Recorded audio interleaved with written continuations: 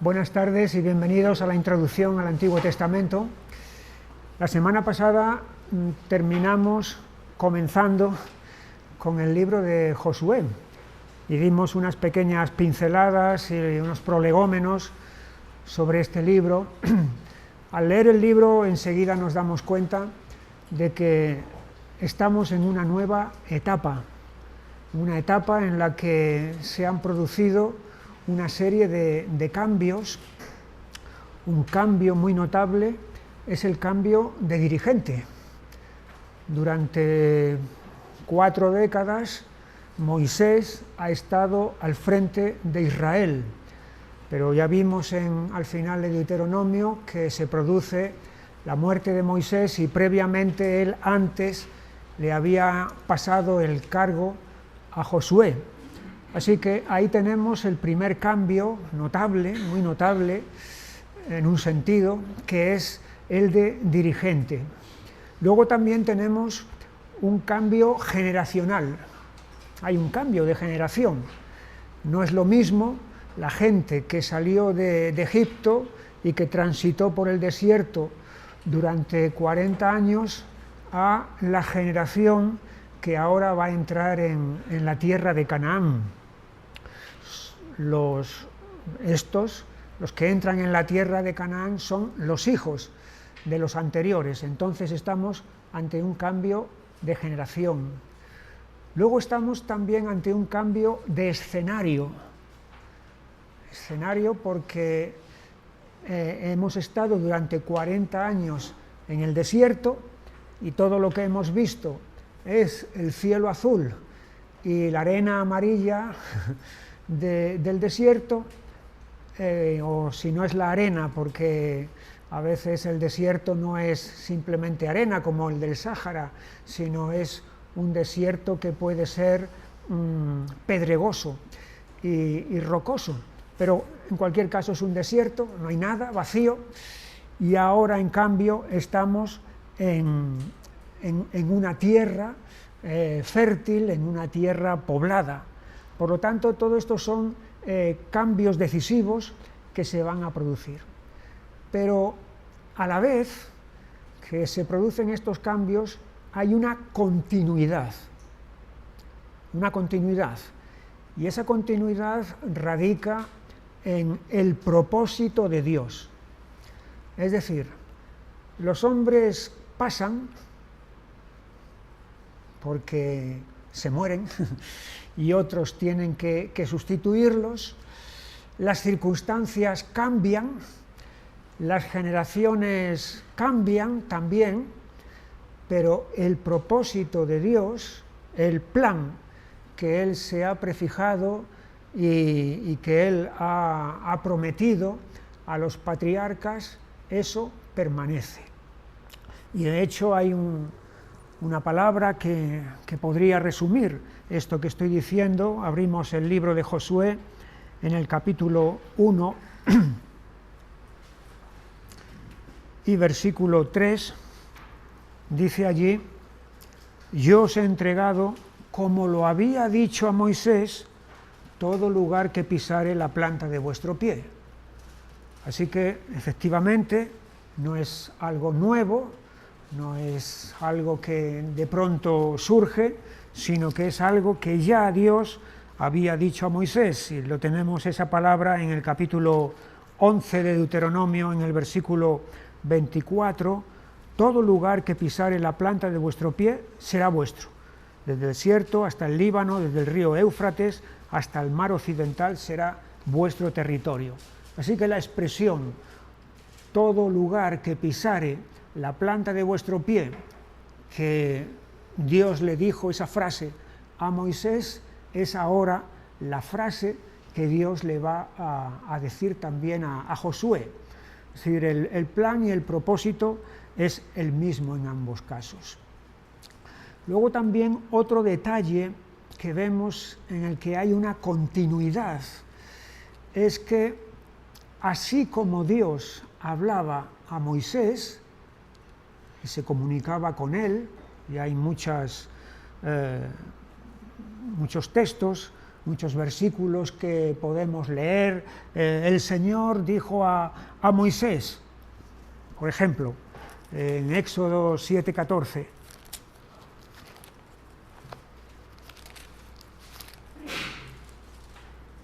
Entonces el Señor dijo a Moisés, y esta frase va a ser repetitiva a lo largo de todo este libro y luego de Levítico y de Deuteronomio.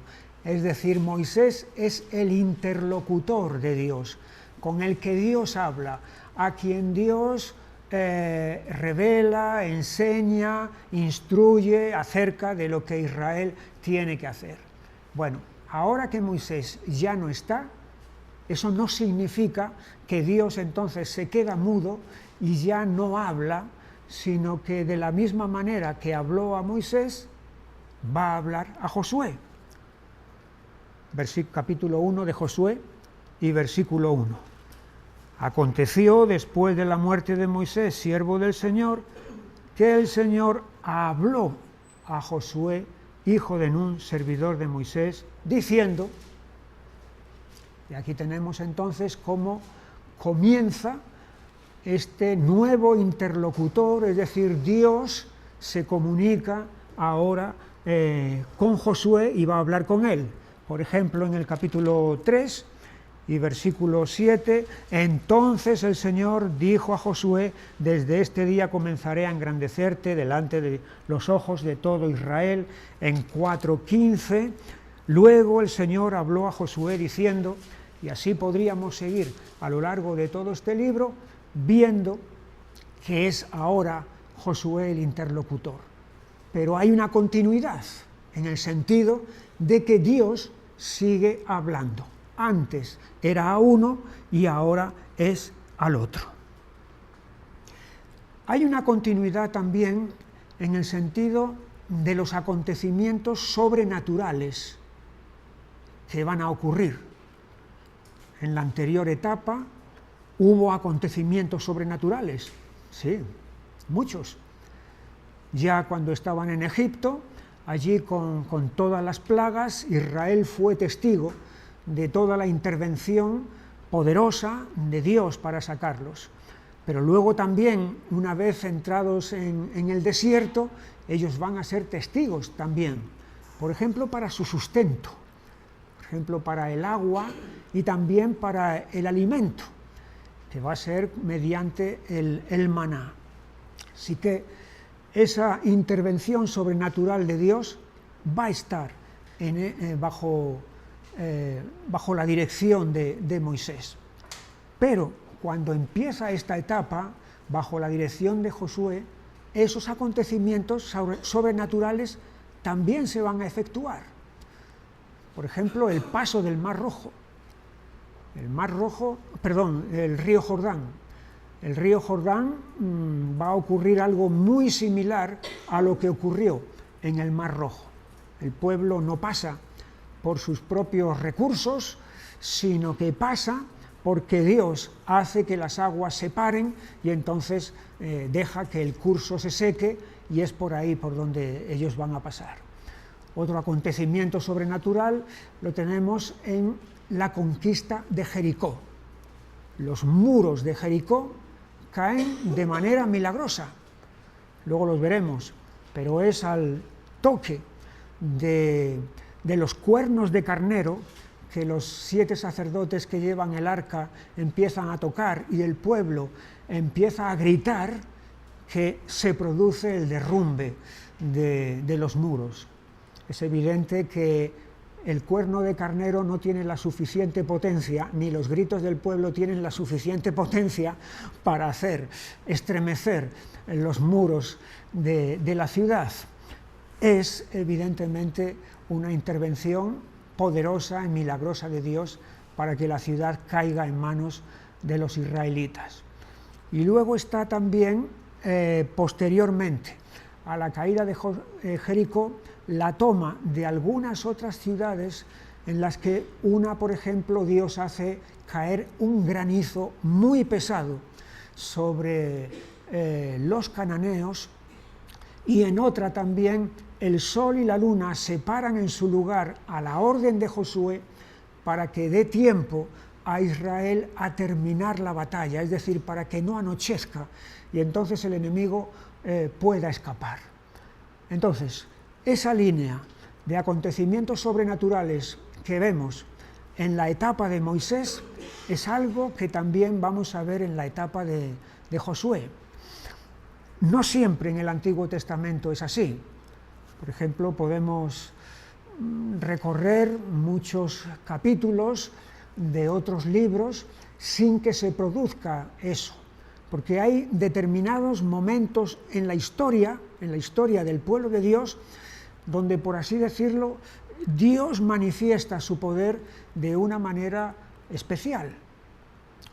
Luego, siglos después de estos acontecimientos, cuando lleguemos a los libros de Reyes, veremos que en el caso de Elías y Eliseo son dos siervos de Dios que Dios va a utilizar para hacer muchos milagros, muchos milagros. Hay una concentración, por así decirlo, de milagros bajo el ministerio de Elías y de Eliseo.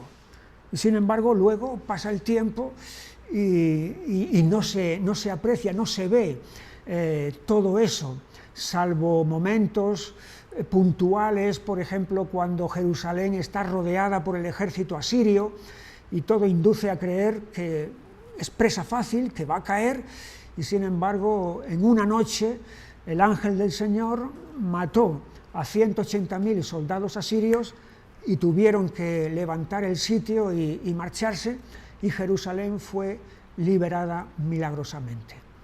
Pero como digo, aquí en Josué, lo mismo que bajo el mando de Moisés, hay toda esta secuencia de acontecimientos sobrenaturales. Seguramente el comienzo del libro de Josué es uno de los más conocidos para todo creyente. Y de hecho hay algunas frases aquí, algún versículo, que los niños en la escuela dominical se aprenden de memoria y ya les queda grabado para toda la vida. Quizá podíamos leer desde el versículo 1: aconteció después de la muerte de Moisés, siervo del Señor, que el Señor habló a Josué, hijo de Nun, servidor de Moisés, diciendo: mi siervo Moisés ha muerto, ahora pues levántate y pasa este Jordán, tú y todo este pueblo, a la tierra que yo les doy a los hijos de Israel. Yo os he entregado, como lo había dicho a Moisés, todo lugar que pisare la planta de vuestro pie, desde el desierto y el Líbano hasta el gran río Éufrates, toda la tierra de los heteos hasta el gran mar donde se pone el sol será vuestro territorio. Nadie te podrá hacer frente en todos los días de tu vida. Como estuve con Moisés, estaré contigo, no te dejaré ni te desampararé. Esfuérzate y sé valiente, porque tú repartirás a este pueblo por heredad la tierra de la cual juré a sus padres que la daría a ellos. Solamente esfuérzate y sé muy valiente para cuidar de hacer conforme a toda la ley que mi siervo Moisés te mandó. No te apartes de ella ni a diestra ni a siniestra, para que seas prosperado en todas las cosas que emprendas. Nunca se apartará de tu boca este libro de la ley, sino que de día y de noche meditarás en él, para que guardes y hagas conforme a todo lo que en él está escrito, porque entonces harás prosperar tu camino y todo te saldrá bien. Mira que te mando que te esfuerces y seas valiente, no temas ni desmayes, porque el Señor tu Dios estará contigo en donde quiera que vayas. Sobre todo esos pasajes donde se habla de esfuérzate y sé valiente, en el que hasta 3 veces Dios se lo dice a Josué. Si tú o yo estuviéramos en el lugar de Josué, ¿cómo nos sentiríamos? El gran hombre de Dios, el gigante de Dios, que era Moisés, ya no está. Ya no podemos apoyarnos en él. Ya no podemos descansar y decir, bueno, en última instancia Moisés resolverá el asunto y él sabrá lo que hacer ante la dificultad o el problema que se presente, con toda la experiencia y la sabiduría que tiene y, por supuesto, el respaldo que Dios tiene. Pero yo, ¿cómo voy a suceder a Moisés? ¿Cómo voy a ocupar su puesto? Si yo soy un hombre joven, si yo no tengo apenas experiencia? Y todos esos pensamientos podían ser un peso abrumador de responsabilidad sobre Josué. Y a veces la responsabilidad puede llegar a ser tan abrumadora que nos puede aplastar, que nos puede anular. Cuando nos consideramos que somos poca cosa o que no somos nada y que se nos está encomendando, se nos está encargando algo que supera nuestras fuerzas y nuestras facultades. Y esta es la razón por la que hay aquí esta palabra de aliento y de ánimo de parte de Dios para Josué. En el sentido de esforzarse, de ser valiente, de no temer, de no desmayar, porque Dios estará contigo en donde quiera que vayas. Yo creo que esto tuvo que ser una palabra, un bálsamo para Josué, tuvo que ser algo a lo cual se agarra, y de hecho en Josué tenemos a un hombre que podríamos decir que cumplió con su deber, Eso se aplica a veces a los militares, ¿verdad? En el cumplimiento del deber, es una frase militar, y es que en Josué estamos ante un jefe militar, pero estamos también ante un hombre de Dios, y él efectivamente va a cumplir el deber que se le ha encomendado de ponerse al frente de Israel para realizar la conquista y el reparto de la tierra.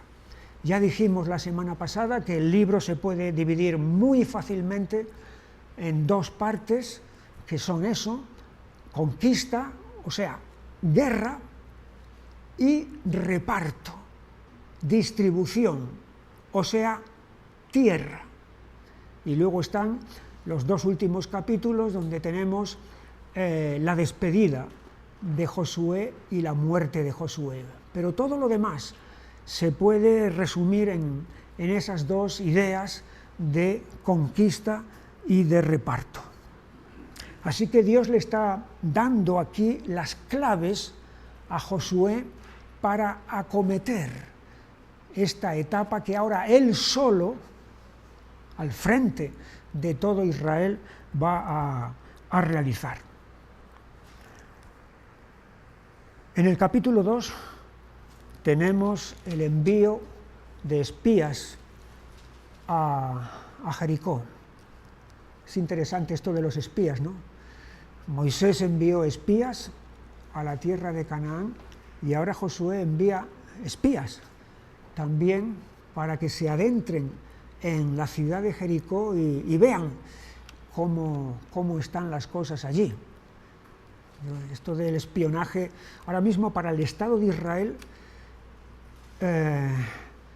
la sección de espionaje es vital para la seguridad del Estado, porque tiene muchos enemigos, está rodeado de enemigos, de tal manera que el espía es un factor vital para su supervivencia. Pero aquí tenemos el caso de esta mujer Rahab. Ya mencionamos, me parece que fue la semana pasada, el caso de Ruth. Ruth era moabita, pero había una ley que prohibía tajantemente a los moabitas incorporarse a Israel. No podían, a causa de lo que ellos habían hecho de alquilar a Balaam para maldecir a Israel. Pero decíamos que lo que hace imposible la ley lo hace posible la gracia de Dios.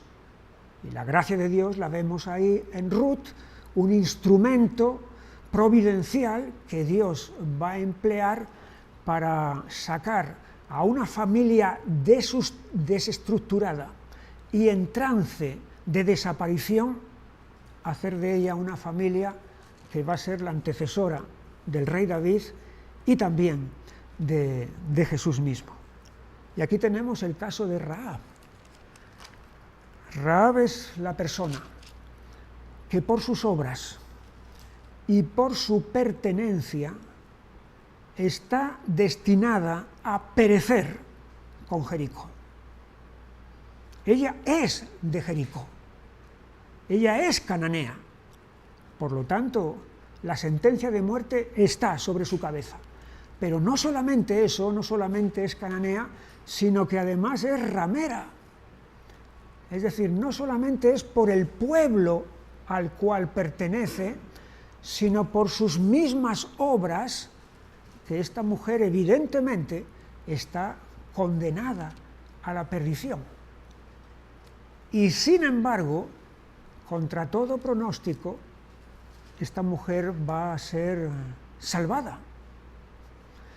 Y de hecho va a ocurrir lo mismo que con Ruth, que Rahab va a ser antepasada del rey David y va a ser también antepasada de Jesús. Y su nombre, el nombre de Rahab, aparece en la galería de héroes de la fe que está en Hebreos 11. Es una galería donde están Noé, Abraham, Moisés, David, los grandes, pero también otros personajes inesperados, y uno de ellos precisamente es Rahab. Vamos a mirar algunos puntos acerca de que explican por qué esta mujer fue salvada de ser destruida con los demás. En primer lugar está la identificación con el pueblo de Dios. Versículo 6, estamos en el capítulo 2. Mas ella los había hecho subir al terrado y los había escondido entre los manojos de lino que tenía puestos en el terrado. Ha escondido a los espías. Los espías son extranjeros, los espías son enemigos. Y sin embargo, esta mujer les va a dar cobijo y los va a esconder. Es decir, se está identificando con el pueblo de Dios. Y al hacer eso, está poniendo en riesgo su vida. Porque si la descubren, ya sabemos cuál va a ser su final.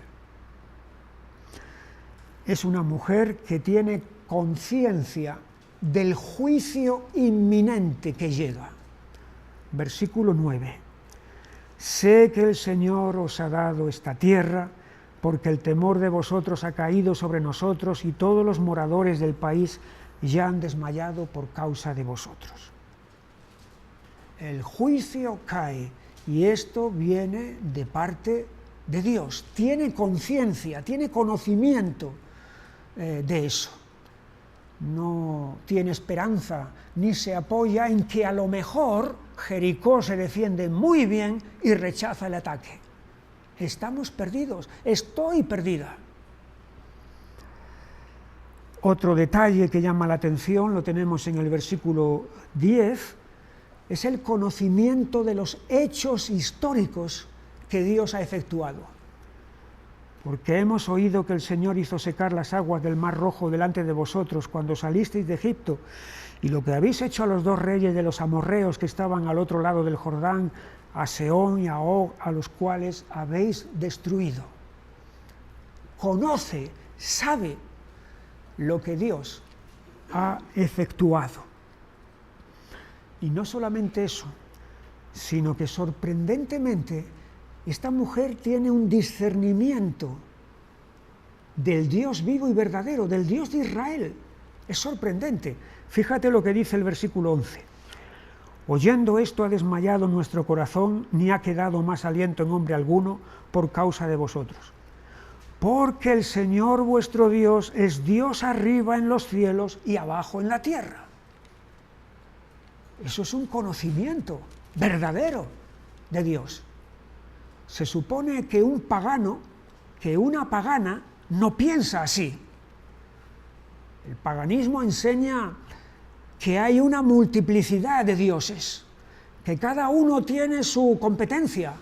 Unos en el cielo, incluso está repartido el cielo, otros en la tierra, y también la tierra está repartida por naciones, etc.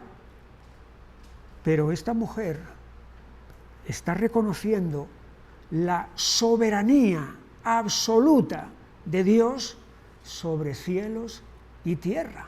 Es una confesión de fe, que, como digo, es sorprendente en alguien que ha sido criado en el paganismo más absoluto. Otra razón que explica por qué esta mujer fue salvada es la súplica que hace a los espías de salvación. Versículo 12. Os ruego pues ahora que me juréis por el Señor que como he hecho misericordia con vosotros, así la haréis vosotros con la casa de mi Padre, de lo cual me daréis una señal segura. Os ruego, os suplico, por favor, salvadme de todo esto. Hay aquí un corazón suplicante que es también un corazón humilde. Y luego, cuando los espías le dan el cordón de grana para que lo coloque en su ventana, y esa sea la señal para el ejército de Israel de que esa casa no se puede tocar, ella lo que va a hacer en el versículo 21, ella respondió: sea así como habéis dicho. Luego los despidió y se fueron, y ella ató el cordón de grana a la ventana. Así que tuvo confianza en la promesa que los espías le están diciendo: si tú pones esta señal en tu casa, entonces los que estén allí no van a ser muertos. Y ella va a poner la señal, lo cual indica que tiene confianza en la promesa que se le está dando. Así que aquí tenemos todos estos detalles muy significativos que nos ayudan a entender el caso de esta mujer, que puede ser aplicable también a cada uno de nosotros. Por nuestros hechos y por nuestra pertenencia estamos perdidos. No hay justo ni aún uno. Pero con esta súplica, con este conocimiento, con esta conciencia de que estamos perdidos, de que estamos condenados, podemos venir a nuestro Salvador y creer en su promesa de salvación y efectivamente ser salvados. Rahab. En el capítulo 3 tenemos el relato del paso del Jordán. Es interesante. Para salir de Egipto había una imposibilidad natural, el Mar Rojo. Para entrar en Canaán hay una imposibilidad natural, el río Jordán. Son dos imposibilidades que están diciendo a Israel: no puedes salir de Egipto, Mar Rojo, no puedes entrar en Canaán, río Jordán. Pero allí donde están las imposibilidades que nos dicen que no se puede, allí es precisamente donde se manifiesta el poder de Dios para hacer posible lo imposible. Y es lo que dice el apóstol Pablo en 2 de Corintios, que el poder de Dios se perfecciona en nuestra debilidad. Cuando nosotros vemos nuestra debilidad, no puedo pasar el Mar Rojo, no puedo cruzar el río Jordán, es entonces donde el poder sobrenatural de Dios se manifiesta, y es donde Dios se glorifica también. No podemos atribuirnos nada a nosotros, no podemos decir: bueno, sí, Dios nos echó una mano, pero no. si Dios no abre el Mar Rojo y no abre el río Jordán, este pueblo no sale de Egipto y no entra tampoco en Canaán. Porque aquí no estamos simplemente ante un nutrido grupo de soldados aguerridos, jóvenes y fuertes, que dices, pueden hacer... Es que estamos ante un pueblo compuesto de mucha clase de gente, de niños, de ancianos, de hombres y mujeres, que tienen que pasar por ahí. Así que la imposibilidad nuestra es lo que permite que la potencia de Dios se haga factible. Fíjate, estamos en el capítulo 3 y leemos el versículo 1. Josué se levantó de mañana y él y todos los hijos de Israel partieron de Sittim y vinieron hasta el Jordán y reposaron allí antes de pasarlo. Allí se paran y allí lo ven y allí se dan cuenta de que no pueden. Este pararse aquí lo que hace es que ellos tomen conciencia de la imposibilidad. Eso va a ayudar precisamente a crear en ellos el sentido, Señor, si tú no haces algo, esto no lo podemos cruzar por nosotros mismos. Hay aquí toda una serie de pasos, por así decirlo, que Dios va estipulando que deben hacer.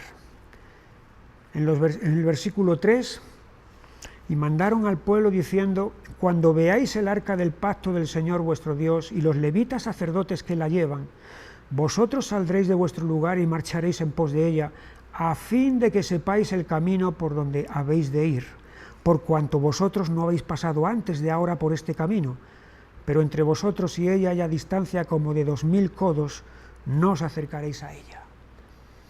Y aquí los sacerdotes van a jugar un papel en todo esto, porque son los que se ponen al frente, delante del pueblo. Los sacerdotes representan aquí el liderazgo, la dirección, los que tienen mayor responsabilidad. Y los que tienen mayor responsabilidad no deben de esconderse, deben de dar la cara y deben de dar ejemplo y ponerse delante de todos los demás. Versículo 5, y Josué dijo al pueblo, santificaos porque el Señor hará mañana maravillas entre vosotros. Es decir, debe de haber una disposición del corazón adecuada a lo que va a ocurrir. No se puede ir de cualquier manera, de cualquier modo.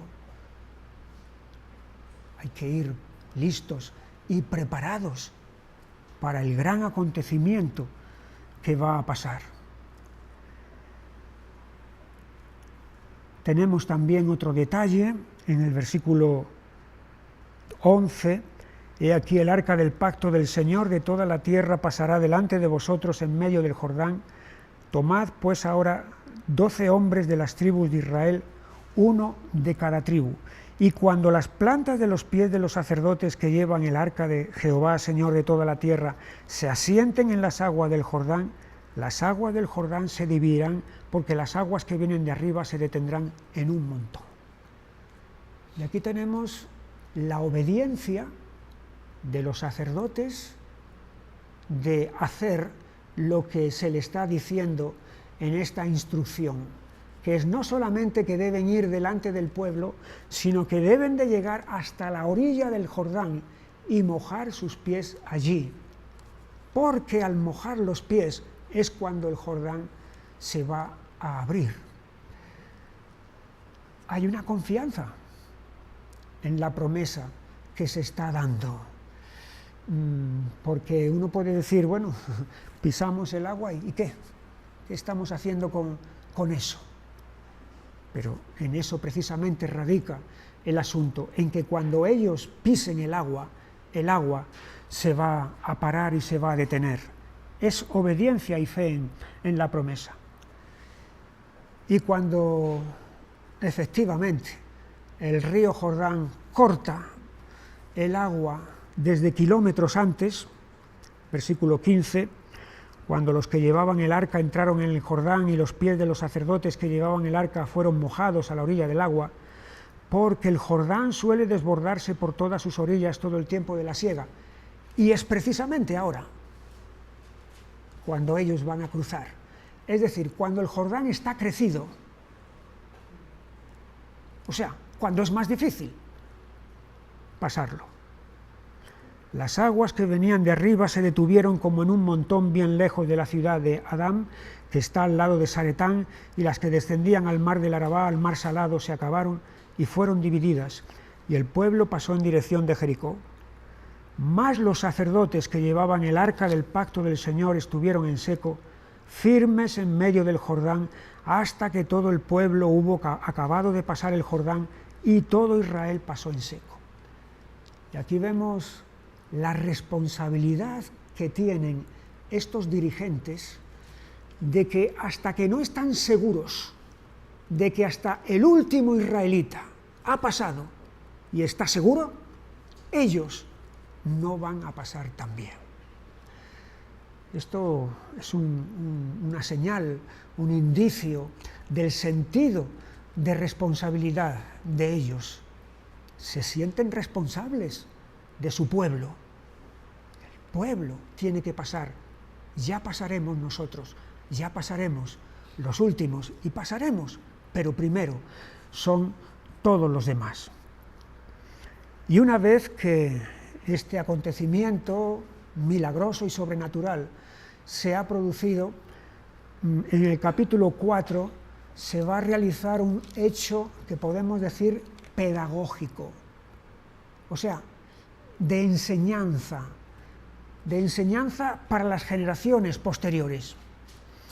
Y son las 12 piedras que van a tomar allí del Jordán. En el capítulo 4 y versículo 5, les dijo Josué: pasad delante del arca del Señor vuestro Dios a la mitad del Jordán, y cada uno de vosotros tome una piedra sobre su hombro, conforme al número de las tribus de los hijos de Israel, para que esto sea señal entre vosotros. Y cuando vuestros hijos preguntaren a sus padres mañana diciendo: ¿qué significan estas piedras?, les responderéis que las aguas del Jordán fueron divididas delante del arca del pacto del Señor cuando ella pasó el Jordán. Las aguas del Jordán se dividieron, y estas piedras servirán de monumento conmemorativo a los hijos de Israel para siempre.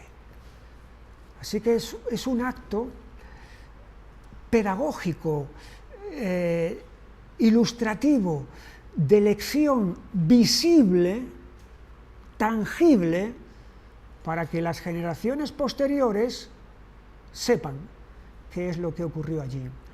Porque somos olvidadizos. ¿Os acordáis que una de las palabras que hay una y otra vez en el libro de Deuteronomio es acuérdate, acuérdate, acuérdate? ¿Por qué tanta insistencia en acuérdate? Pues muy sencillo, porque somos olvidadizos. Porque lo que se nos ha dicho ahora, dentro de media hora ya no nos acordamos.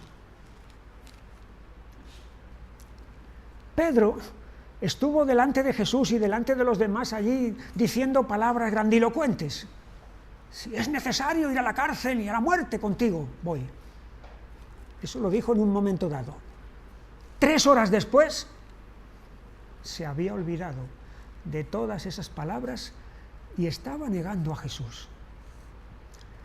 Si eso pasa cuando han transcurrido unas horas, ¿qué va a pasar cuando hayan transcurrido años y décadas y venga gente nueva, los hijos de estos, y digan: pero ¿qué es esto?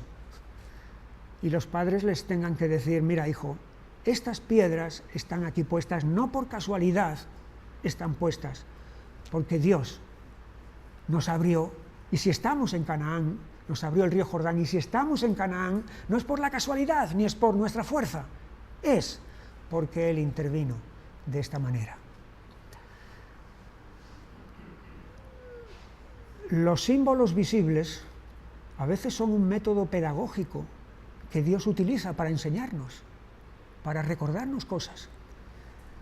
En el Nuevo Testamento tenemos que Jesús nos dejó símbolos visibles: el pan y el vino, recordatorios de su muerte en la cruz. Son cosas que se ven, que se tocan, que se comen y se beben, para que cada vez que lo hagamos, entonces estamos reflexionando y meditando en el precio que a Él le tocó pagar para que nosotros podamos tener la salvación. Los símbolos visibles, métodos pedagógicos de Dios. Lo que una generación ha vivido, la siguiente generación ni se acuerda, ni lo conoce. Pregunta hoy, aquí, en España, a los jóvenes: ¿cuándo fue la guerra civil? Y es posible que lo que te diga es: ¿qué guerra civil?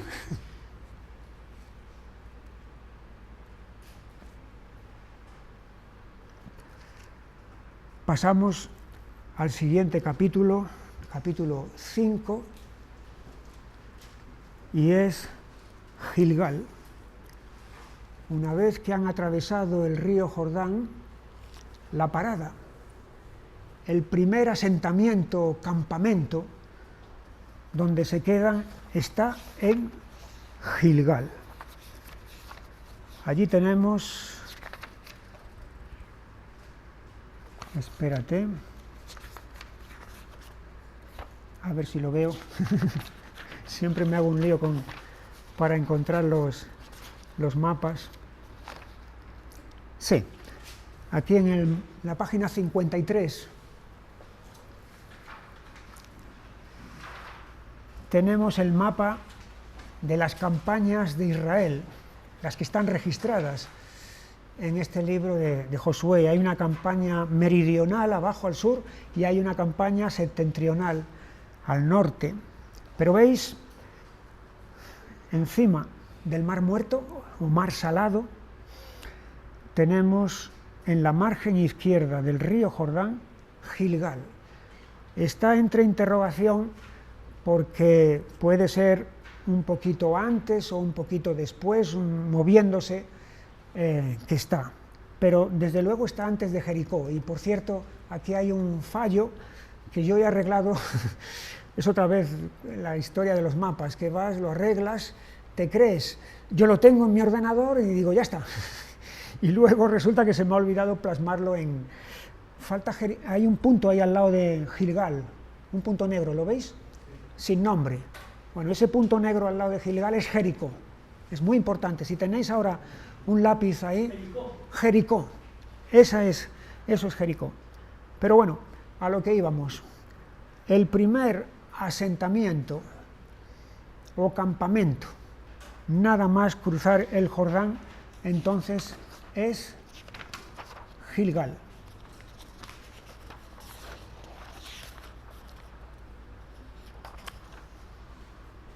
Y Gilgal es muy importante porque nos enseña una cosa. Vamos al capítulo 5, versículo 2. En aquel tiempo el Señor dijo a Josué: hazte cuchillos afilados y vuelve a circuncidar la segunda vez a los hijos de Israel. Y Josué se hizo cuchillos afilados y circuncidó a los hijos de Israel en el collado de Aralot. Esta es la causa por la cual Josué los circuncidó. Todo el pueblo que había salido de Egipto, los varones, todos los hombres de guerra, habían muerto en el desierto, por el camino después que salieron de Egipto. Pues todos los del pueblo que habían salido estaban circuncidados. Mas todo el pueblo que había nacido en el desierto, por el camino, después que hubieron salido de Egipto, no estaba circuncidado. Si no estaban circuncidados, quiere decir que no estaban dentro del pacto. Porque el pacto es la circuncisión es la introducción al pacto, la manera como uno entra en el Antiguo Testamento en pacto con Dios. Y toda esta generación, estos que han entrado ahora mismo en Canaán, están sin circuncidar. Es decir, están fuera del pacto. En un sentido, no hay diferencia entre ellos y los cananeos, o entre ellos y los egipcios, que tampoco estaban fuera del pacto, aunque los egipcios se circuncidaban, pero era por otras razones muy diferentes a las de los israelitas. Pero están en la misma posición. Y aquí es donde, antes de empezar la conquista, antes de empezar a combatir con el enemigo, primero hay que poner lo básico, lo esencial, en su lugar. Y es preciso, absolutamente necesario, la circuncisión.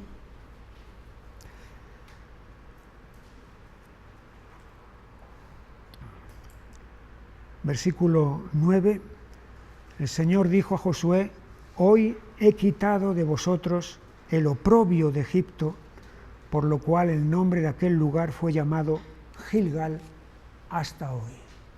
Una vez que han sido circuncidados, fíjate, he quitado de vosotros el oprobio de Egipto, la vergüenza, la deshonra de Egipto, porque en un sentido no erais diferentes a los egipcios.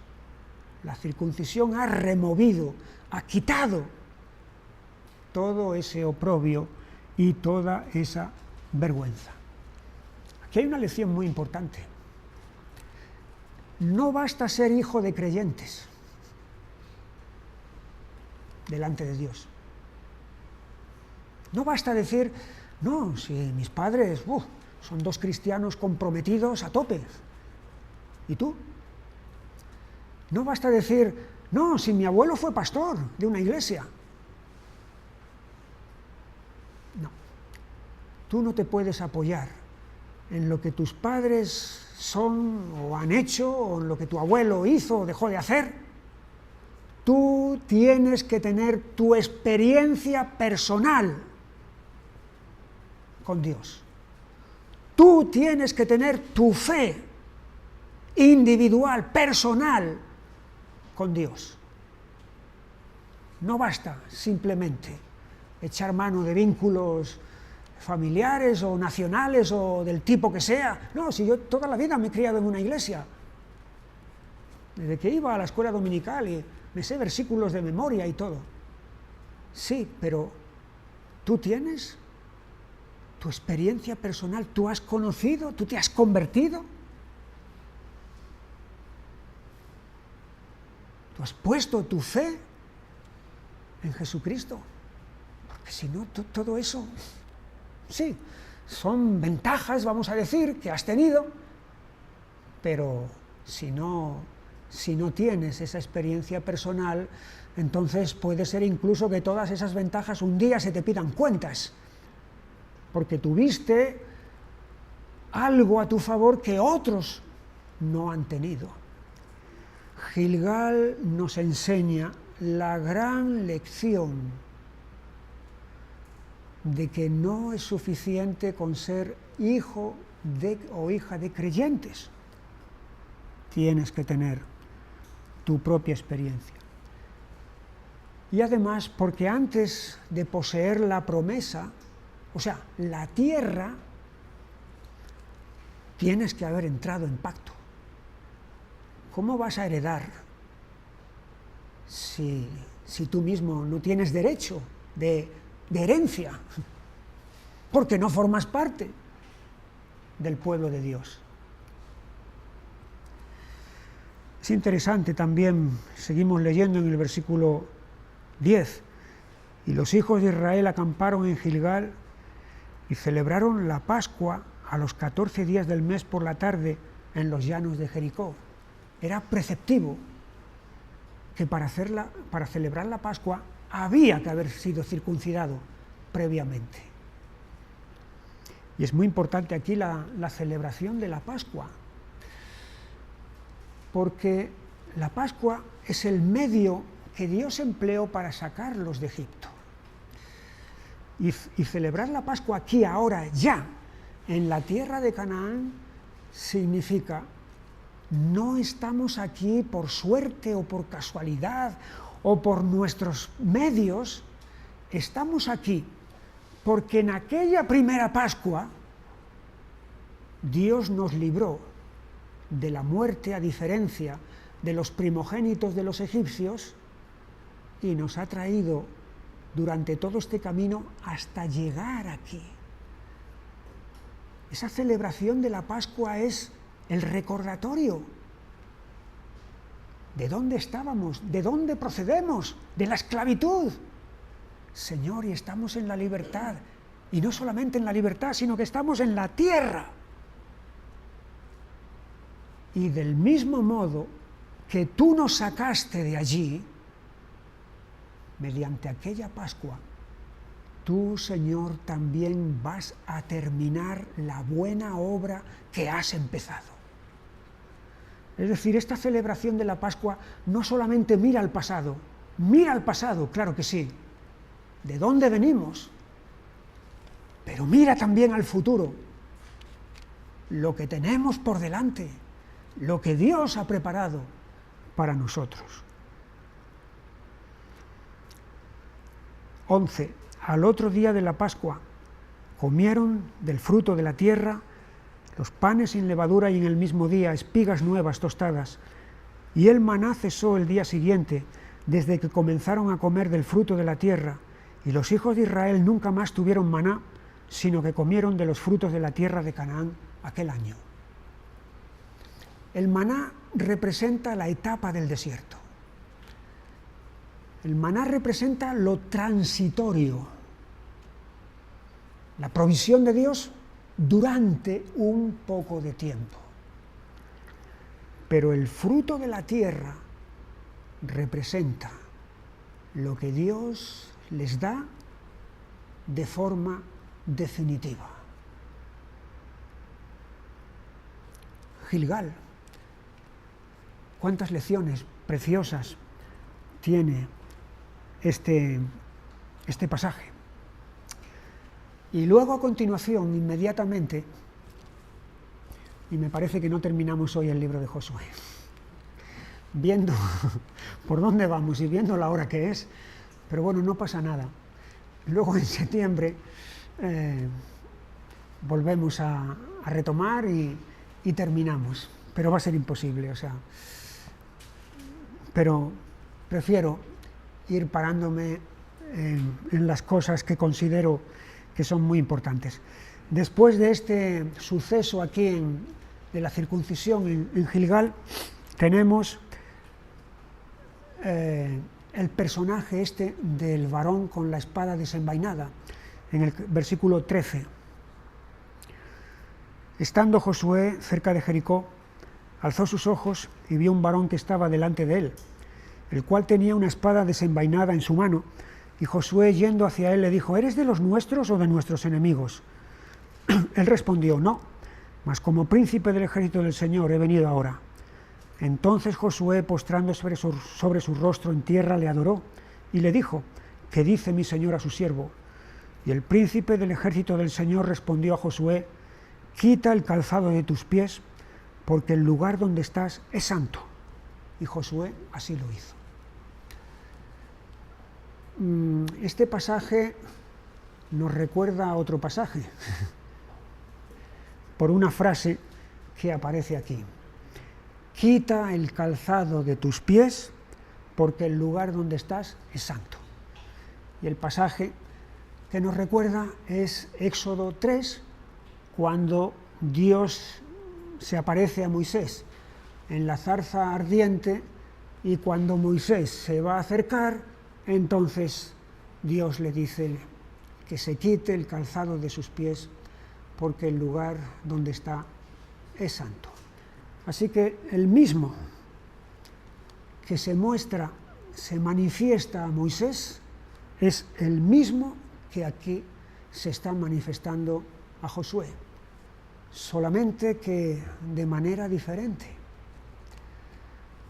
La zarza que arde y no se consume es un fuego autoincandescente, porque si fuera un fuego que se extingue, esa zarza en 2 minutos se hubiera consumido y el fuego también se hubiera apagado. Eso es un fuego natural, pero es que aquí estamos ante un fuego que no es natural, es un fuego autoincandescente, que se alimenta a sí mismo. Y es muy propia esa manifestación de Dios, porque unos versículos después, cuando Moisés le diga, y si me preguntan los hijos de Israel cuál es su nombre, el nombre de Dios, que se me ha aparecido, ¿qué le digo? Y Dios le dice, yo soy el que soy, el autoexistente. Es decir, la llama autoincandescente es un símbolo muy apropiado del ser autoexistente, que no le debe la existencia a nadie y no la recibe de nadie, sino que la tiene por sí mismo. Y aquí tenemos a Josué delante del Señor. Él primero le hace una pregunta, ¿eres de los nuestros o de nuestros enemigos? Si eres de los nuestros, estás a mis órdenes. Si eres de nuestros enemigos, date por muerto. Esa sería la conclusión. Y la respuesta es no. No estoy a tus órdenes y no soy de los enemigos. Tú eres el que estás a mis órdenes. Josué, postrándose sobre su rostro, en tierra le adoró y le dijo, ¿qué dice mi señor a su siervo? Y ahora sí, ahora Josué está en el sitio que debe de estar. Sí, porque a veces a uno se le puede subir a la cabeza el puesto y decir, mira, estoy al frente de no sé cuántas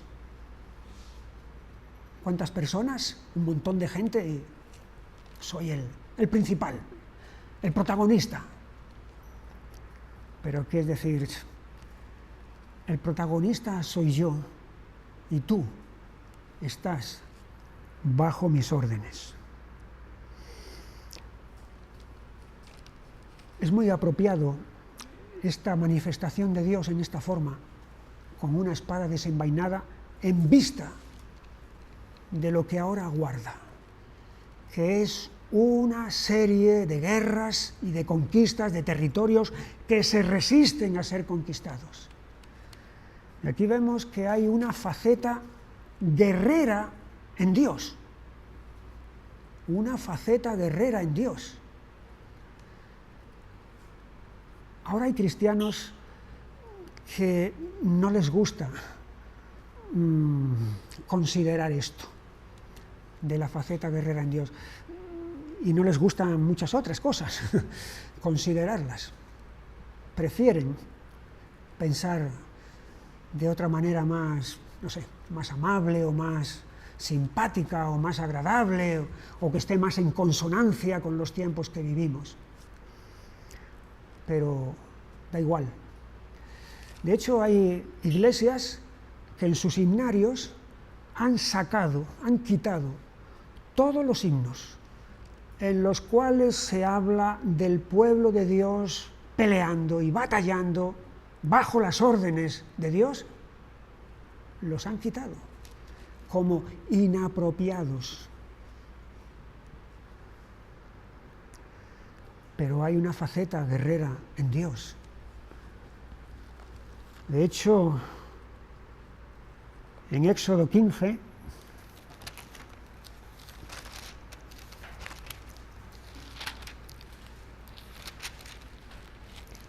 nada más cruzar el Mar Rojo, y producirse el hundimiento del ejército egipcio, está el cántico de Moisés, y fíjate en el versículo 3 lo que dice: el Señor es varón de guerra, el Señor es su nombre.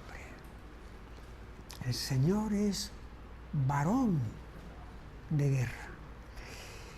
Y esta frase que tenemos, ahora volvemos ya a nuestro libro de Josué, en capítulo 5 y versículos 14 y 15, donde dice: el príncipe del ejército del Señor, de alguna manera se parece a lo que luego, a partir del primer libro de Samuel, capítulo 1 y versículo 3, vamos a ver innumerables veces en el Antiguo Testamento. Y es el nombre de el Señor de los ejércitos. Innumerables veces. Desde ese primer capítulo de Samuel en adelante, el Señor de los ejércitos es un nombre de Dios, que nos habla precisamente de esa faceta guerrera, porque Dios está en combate continuo contra lo malo, contra lo perverso.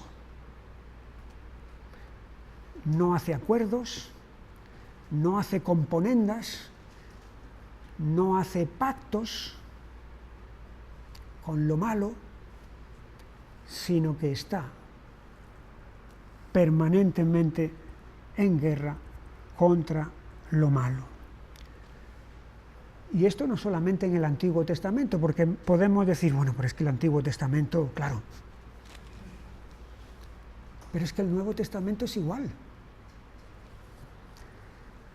Cuando vamos al libro de Apocalipsis, en el capítulo 19,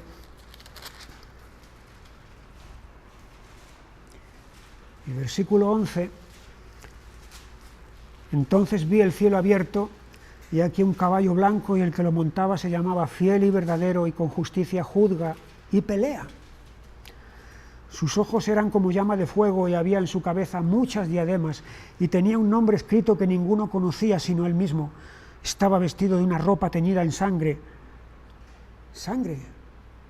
y su nombre es el Verbo de Dios, y los ejércitos celestiales, vestidos de lino finísimo, blanco y limpio, le seguían en caballos blancos.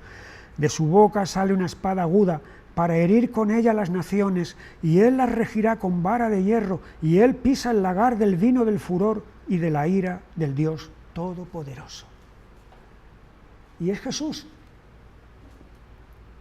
Es Jesús el que aquí está descrito de esta manera como un jinete que marcha a la guerra. Va a combatir contra la bestia, contra los reyes de la tierra. La batalla decisiva en la que él va a ser el triunfador. Bien, el varón guerrero. Ahora Josué ya sabe quién es el que verdaderamente está al mando de Israel. Y él es su lugarteniente.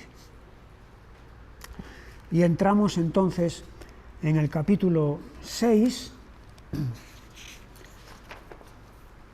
que es Jericó.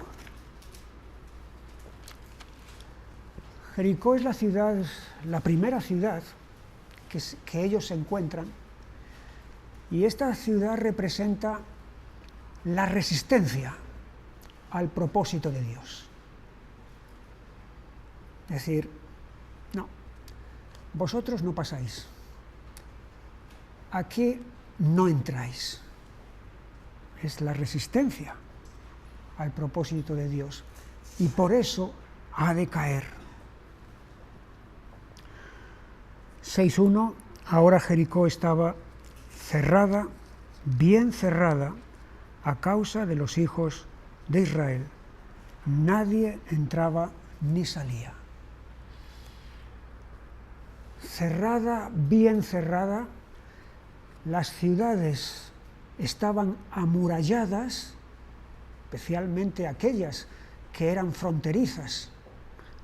Tal vez las del interior no necesitaban tanto, pero las ciudades fronterizas en la antigüedad era vital que estuvieran amuralladas, porque de otra manera serían blanco fácil para el enemigo. Y aquí tenemos a una ciudad que está totalmente cerrada en sí misma. ¿Cómo se ganará la batalla? Y aquí vemos que hay una estrategia que Dios muestra que es anticonvencional. No es normal. No solamente no es normal, sino que es insólita. ¿En qué cabeza cabe que un ejército se ponga a dar vueltas alrededor de una ciudad durante 6 días, primero una vuelta esos días, cada día, con los sacerdotes tocando los cuernos de carnero, y luego el 7º día se den 7 vueltas, los sacerdotes sigan tocando los cuernos de carnero y transportando el arca del pacto, y cuando se produce la 7ª vuelta del 7º día y el pueblo grita, es entonces cuando los muros de Jericó se desploman totalmente y la ciudad queda, por lo tanto, abierta para que los israelitas entren en ella.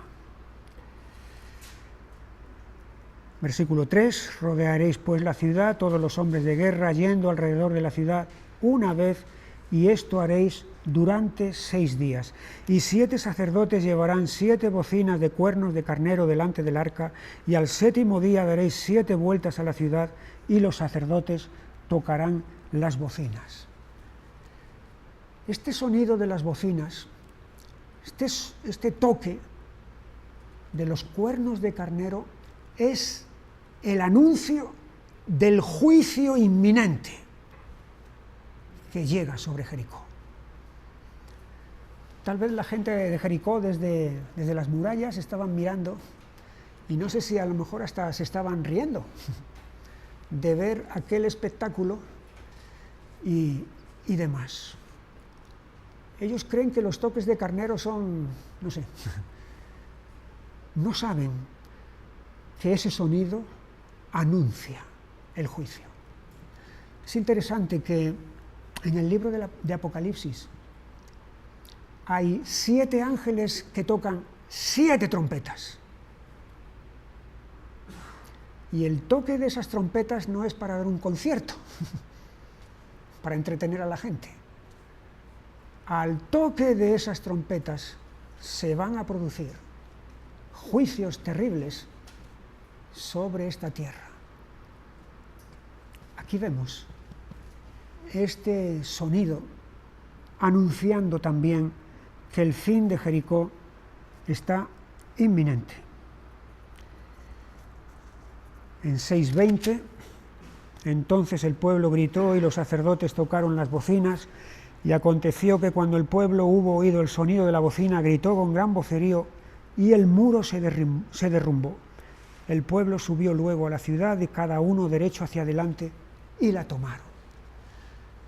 Y llama la atención que en las excavaciones que se han hecho en esta ciudad, en la ciudad de Jericó, se han hallado precisamente restos de ese muro, del muro antiguo. Es una de las ciudades además famosa porque es una de las ciudades más antiguas del mundo.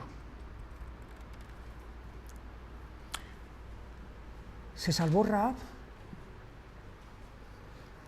Claro que sí. Versículo 23. Y los espías entraron y sacaron a Rahab, a su padre, a su madre, a sus hermanos, y todo lo que era suyo, y también sacaron a toda su parentela, y los pusieron fuera del campamento de Israel. Así que la mujer que se identificó con el pueblo de Dios, que suplicó por su vida, que confió en la promesa que se le dio, fue preservada de la destrucción juntamente con los suyos. Aquí había una orden, antes de entrar en la ciudad, muy estricta sobre lo que había que hacer. Versículo 17, y será la ciudad anatema al Señor, con todas las cosas que están en ella, solamente Rahab la ramera vivirá con todos los que estén en casa con ella, por cuanto escondió a los mensajeros que enviamos. Pero vosotros guardaos del anatema, ni toquéis ni toméis alguna cosa del anatema, no sea que hagáis anatema al campamento de Israel y lo turbéis. ¿Qué es esto del anatema? El anatema es lo reservado para Dios de manera irrevocable, o lo reservado por Dios para ser destruido de manera irrevocable. La idea aparece en el libro de Levítico, en el capítulo 27. Si vamos un momentito allí, Levítico 27 y versículo 28.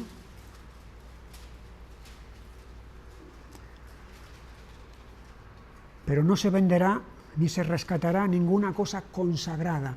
Y la palabra que aquí han traducido como consagrada es precisamente eso de anatema.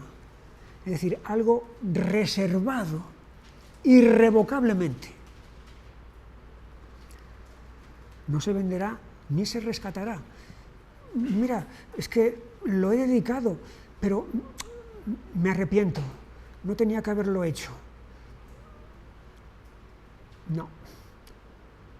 Si entra dentro de esta idea, eso ya no tiene vuelta atrás. Mira, es que ahora me doy cuenta de que lo necesito otra vez. Lo pago, incluso añado más dinero para recobrarlo. No. Si esto ha sido reservado de esta manera que es irrevocable, no puede ser recuperado ni siquiera pagando más de lo que vale. De todo lo que tuviere de hombres y animales y de las tierras de su posesión, todo lo consagrado será cosa santísima para el Señor. Pero fíjate el versículo 29. Ninguna persona separada como anatema, y es la misma palabra que aparece antes en el 28 cuando dice consagrada, ninguna persona separada como anatema podrá ser rescatada.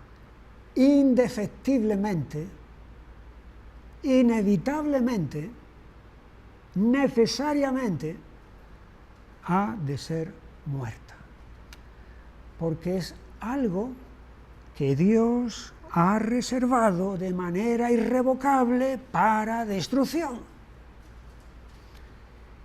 Y ahí es donde entran las ciudades de Canaán. Todas las ciudades de Canaán están bajo el anatema de Dios. Y la primera es Jericó. De tal manera que todo no va a quedar nadie con vida. A Josué, y por lógica, a Dios se le ha acusado de crueldad. El libro de Josué está lleno de matanzas, está lleno de guerras, y de guerras de exterminio. Ya lo dijimos la semana pasada, había dos tipos de guerra, convencional y la guerra de exterminio. Y las guerras que aquí van a librar Israel no son convencionales, son guerras de exterminio. Ya estuvimos hablando la semana pasada acerca de la degradación moral en la que los cananeos habían caído. Sacrificios humanos, algo repulsivo, algo repugnante, las prácticas del ocultismo, la consulta a los muertos, la prostitución sagrada, mujeres y hombres dedicados en los templos para tener relaciones sexuales cuando los que venían a adorar al ídolo allí completaran, entre comillas, su adoración. Es decir, estamos ante un paganismo, pero no un paganismo al uso, vamos a decir, un paganismo normal y corriente, sino un paganismo que ha tocado fondo. Y Dios tiene derechos de soberanía sobre toda la tierra. Ya dijimos, doble derecho, por creación y por preservación. Si además de esto se añade toda esta culpabilidad que estos pueblos tienen, que han ido acumulando durante generaciones y generaciones, y cuando vemos lo que va a ocurrir en el libro de Jueces, cuando lleguemos, que como la generación que viene después de Josué no cumple el mandato de expulsar a los cananeos, sino que van a convivir con ellos, los cananeos se van a convertir en una piedra de tropiezo para Israel. Y lo que va a ocurrir va a ser la degradación del pueblo de Dios.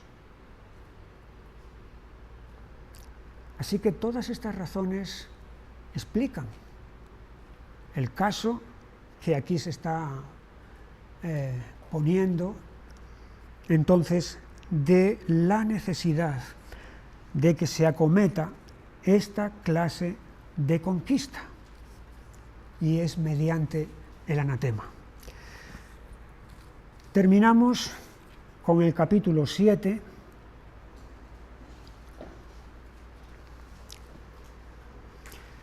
y versículo 1. Pero los hijos de Israel cometieron una prevaricación en cuanto al anatema. Ellos habían oído las órdenes de Josué, lo sabían perfectamente. Porque Acán, hijo de Carmi, hijo de Zabdi, hijo de Zera, de la tribu de Judá, tomó del anatema, y la ira del Señor se encendió contra los hijos de Israel. ¿Y qué es lo que había hecho este hombre? Pues él mismo lo va a confesar en el versículo 21. Pues vi entre los despojos un manto babilónico muy bueno, y 200 siclos de plata, y un lingote de oro de peso de 50 siclos, lo cual codicié y tomé. Y he aquí que está escondido bajo tierra en medio de mi tienda, y el dinero debajo de ello. Todos esos bienes no eran botín privado de los que allí entraron. Eso era todo, iba todo consagrado para el tabernáculo y para el servicio de Dios. No era para nadie en particular. Sin embargo, este hombre, sabiendo la orden que se había recibido, dijo: ¿por qué no? ¿Por qué no aprovechar la oportunidad? Nadie me ve. Así que me quedo con todo esto. Se le fueron los ojos detrás de todo aquello. Y así fue como el pecado de este hombre, la violación del anatema, no solamente le afectó a él, sino que afectó a todo el conjunto de Israel. Porque fíjate lo que pasó a continuación, versículo 2. Después Josué envió hombres desde Jericó a Jai, que estaba junto a Betabén, hacia el oriente de Betel, y les habló diciendo: subid y reconoced la tierra. Y ellos subieron y reconocieron a Jai. Y volviendo a Josué le dijeron: no suba todo el pueblo, sino suban como 2000 o 3000 hombres y tomarán a Jai. No fatigues a todo el pueblo yendo allí, porque son pocos. Y subieron allá del pueblo como 3000 hombres, los cuales huyeron delante de los de Jai. Y lo de Jai mataron de ellos a unos 36 hombres, y los siguieron desde la puerta hasta Sebarim, y los derrotaron en la bajada, por lo cual el corazón del pueblo desfalleció y vino a ser como agua. El respaldo de Dios se ha apartado. La presencia de Dios, la bendición de Dios, se ha retirado de en medio de ellos porque hay pecado, violación de un mandamiento en el campamento de Israel. Y fíjate aquí, hay varias lecciones además. Está la falsa confianza o la sobreestimación propia. Hemos podido con Jericó, con todas esas murallas. No hay quien nos haga frente. No suba todo el pueblo, sino suban como 2000 o 3000 hombres. No hace falta que vayamos. Unos pocos es suficiente. Mira, hemos podido con Jericó, esta ciudad igual, mejor todavía, es más fácil. Y lo que era más fácil se convirtió en un imposible, se convirtió en una derrota. A veces sobreestimarse a uno mismo y subestimar al enemigo es la puerta para el fracaso.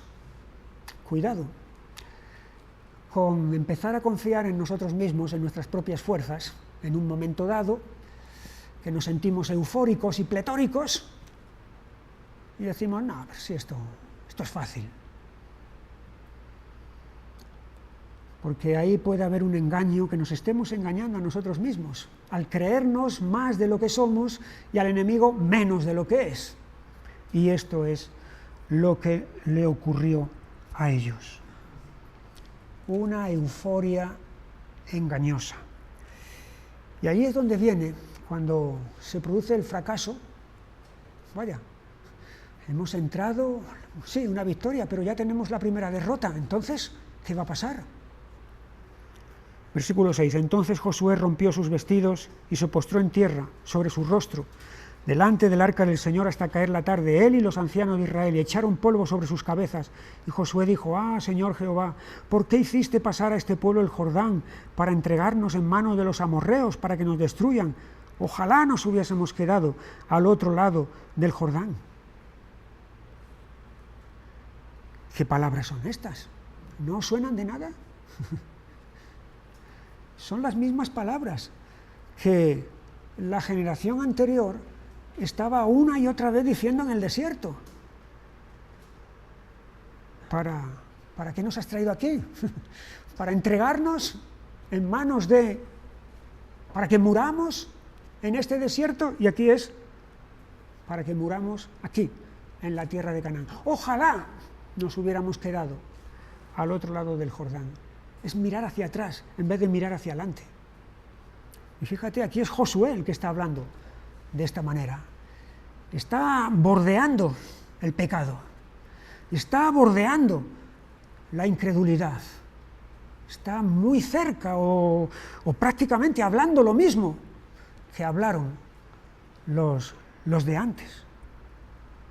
¡Ay, Señor! ¿Qué diré? Ya que Israel ha vuelto la espalda delante de sus enemigos, porque los cananeos y todos los moradores de la tierra oirán y nos rodearán y borrarán nuestro nombre de sobre la tierra, y entonces, ¿qué harás tú a tu grande nombre? Son palabras de derrota. Y ahí viene la palabra de Dios, la respuesta de Dios. El Señor dijo a Josué, levántate, ¿por qué te postras así sobre tu rostro? ¿Sabes? Hay ocasiones en las que orar es pecado, o casi pecado. Orar de esta manera, porque aquí Josué estaba orando. Y Dios le dice, no sigas. Israel ha pecado y aún han quebrantado mi pacto, que yo les mandé, y también han tomado del anatema. Y hasta han hurtado, han mentido y aún lo han guardado entre sus enseres. Esa es la razón que explica todo esto. No tienes que seguir con toda esa monserga de palabras derrotistas y de incredulidad y demás. Cállate y actúa. ¿Y cuál es la actuación? Descubrir el pecado, sacar a luz el pecado y exterminarlo. Y eso es lo que va a ocurrir. Van a descubrir que ha sido este hombre Acán, y Acán va a ser apedreado. Aquí termino. Cuidado, porque puede haber un Acán dentro de nosotros. Un codicioso. Puede ser el dinero.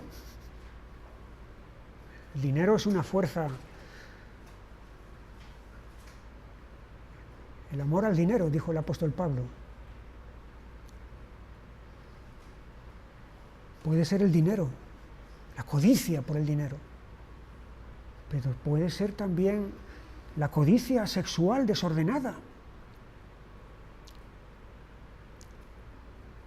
Hay muchas clases de codicia que pueden alojarse dentro de nosotros, y puede haber un Acán que comete el pecado secreto, nadie me ve, nadie se entera, pero sí, claro que hay uno que lo está viendo todo y que se está dando cuenta de todo eso. Y eso puede tener consecuencias graves sobre nosotros y también sobre los que están a nuestro alrededor. Paramos aquí entonces, en este capítulo 7, y si Dios quiere, en septiembre comenzaremos entonces y seguiremos Josué. Lo siento que no hemos podido terminar. Vamos a hacer una cosa antes de acabar, vamos a hacer una oración de acción de gracias, que hemos llegado hasta aquí. El Señor nos ha guardado, nos ha cuidado, y también para encomendar este tiempo que unos y otros quizá pues estaremos en otros sitios moviéndonos, para que el Señor nos guarde y podamos volver a vernos de nuevo aquí otra vez. Señor y Padre, te damos muchas gracias por habernos ayudado, Señor, en todos estos meses que hemos estado hasta aquí viendo tu palabra. Gracias, Señor, por todo el tesoro y la riqueza que hay en ella, y, Señor, que podemos aplicárnosla en nuestra vida. Y ahora, Señor, también encomendamos a ti este tiempo, que estaremos quizá descansando o no, pero no nos vamos a ver durante varias semanas, para que tú nos preserves y nos guardes y podamos otra vez volver a vernos, Dios mediante, en septiembre. En el nombre de Jesús, amén. El Señor os bendiga.